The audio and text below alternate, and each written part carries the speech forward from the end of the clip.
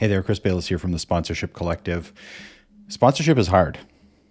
I'm not telling you anything you don't already know, but I wanted to put together this video all about the hard things in sponsorship and the things that all good sponsorship people struggle with.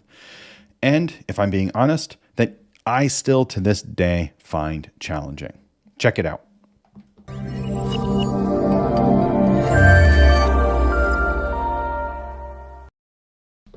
I want to talk to you about the 9 things everyone hates about sponsorship.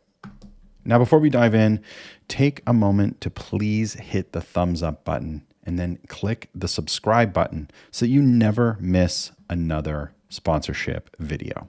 Let's dive in. In no particular order, all 9 of these things are equally challenging and frustrating. Let's jump in to number 1. Research. Research is such a challenge because of the volume that you need. What kind of things do you need to research? You have to research your audience. You have to know a lot of information about your audience. When you're selling sponsorship, sponsors are going to ask for all kinds of different types of audience data from you, which is why we recommend at least 25 data points and a minimum 3 buyer personas or avatars for our clients. What else do you have to research? Prospect research. But cold outreach has such a low conversion rate that really you need hundreds, or in some cases, thousands of contacts. And you have to replenish your prospecting research all the time. So you are constantly looking at your audience and doing research on your audience, and then you are looking at your potential sponsors and researching them. What happens when you finally do the outreach and get a discovery call? More research. You got to spend time researching what that particular sponsor might be interested in and trying to anticipate some of their questions. The ask in sales is such a tiny portion of the overall effort it takes to close a deal. Probably the most hated thing is cold calling or cold emailing. Cold emailing, I would agree, is probably easier, except when you do it at the volume required to get a response.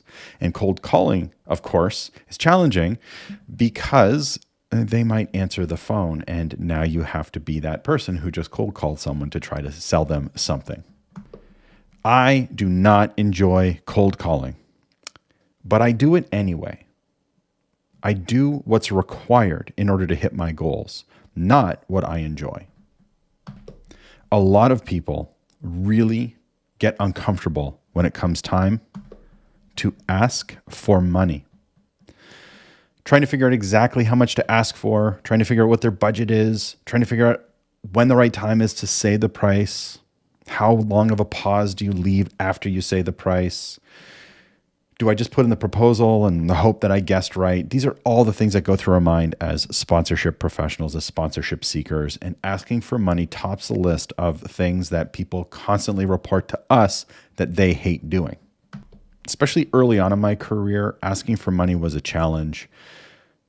And I found that a good valuation process really made it a whole lot easier. Now, asking for money is actually the easiest part of the sponsorship sales process because by the time you get there, you already know what their budget is. You know what your valuation says. You've already had a lot of conversations if you're doing sponsorship right. But to ask for money, I would argue at the wrong time, it's hated, and for a good reason. Trying to figure out which assets you want to sell. Do I put logos at registration, logos on stage? How many posts do they get on social media? Should they get to speak, or do they get to provide product? It can really be challenging for people who are not particularly detail oriented, like myself. Many of us end up in sales and marketing. Not being detail oriented and then having to think of the minutia in terms of assets can be really challenging. But also trying to figure out what assets a sponsor is going to want just based on the research you've done can be really challenging. Are you leaving money on the table? Are you asking for too much? Are you giving away too many assets? Are you offering things they don't want? It can create a lot of stress, a lot of analysis, and a lot of second guessing.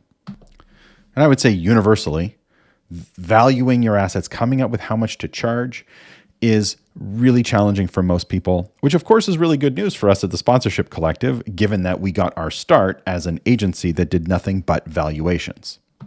Now, we branched out into many other things inside the sponsorship space, but for the first 5 or 6 years of our agency life, all we did were valuations, and we still do valuations for our clients who simply cannot figure out how much to charge.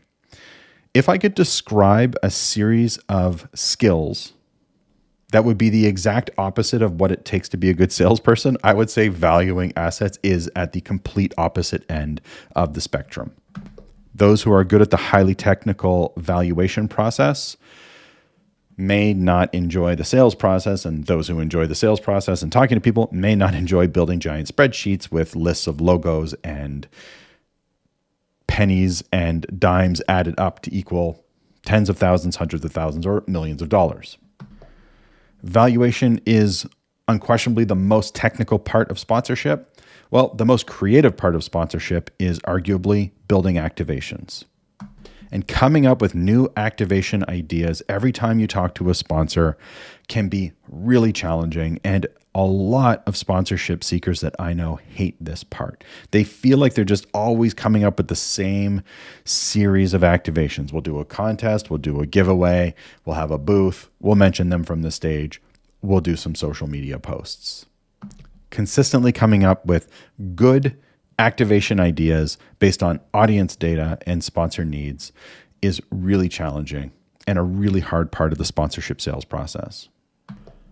Scheduling meetings is another real challenge. It sounds so simple. You call someone, they answer, you agree to a meeting, and away you go. But what happens when they're not available when you want to book the meeting? Do you just send them a link and hope they pick something? Do you work with their assistant? Should they work with your assistant? The back and forth of scheduling meetings, especially when you are really pushing aggressively towards your sponsorship goals, can really take the steam out, the momentum out of a conversation and a back and forth. Which is why, as soon as they answer the phone, I like to just dive right into discovery so that I don't have to worry about the back and forth of the meeting and then them reaching out to me before the meeting and saying, hey, to prepare for this call, could you please send me your sponsorship pitch deck? Which, of course, is just a fancy way of them saying, I am definitely going to cancel this call 20 minutes before we're supposed to have it. The next thing that virtually every sales professional I have ever met, including myself, hates doing is follow-up.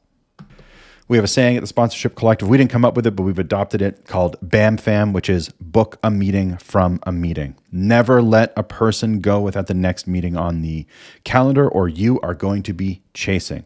And this is why people hate follow-up. If you want to feel like you are chasing people and being annoying, then don't book a meeting from a meeting. Just follow up repeatedly by email, text, and phone calls. And if you keep it up long enough, your prospect will completely forget the conversation you've had and they will vanish. Book a meeting from a meeting and keep the pressure up and keep the momentum moving forward.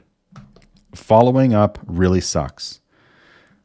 So do your future self a favor, and when you're on a call with a prospect, bam, fam, book a meeting from a meeting. Nobody likes to be rejected, which is why one of the most hated things for sponsorship seekers is dealing with rejection. A prospect says no thank you to you, and you think what they're saying is that you as a human have no value. Now, of course, we know this is preposterous, but that doesn't change anything. You get declined, you feel like they are rejecting you personally. They're not. I often tell our clients, if you can remember the name of the person that told you they're not interested in working with you, you are not doing enough prospecting. Rejection should be so common, and you should have so many leads being worked that it just doesn't matter. That's the way to get over this discomfort or fear of rejection. Nobody likes hearing no. You put in all the time, energy, effort. You've done all the research. You've built all the activations. You've done your BAM fam. And they tell you thanks, but no thanks. Very frustrating. So I want to hear from you. What is the most frustrating aspect of sponsorship for you? What is the thing that you like the least? And if I've shared it in my list of things that most sponsorship seekers struggle with, drop that down below as your key takeaway in the comments. And remember, the sponsorship proposal does not make the sale. You do. Good luck out there.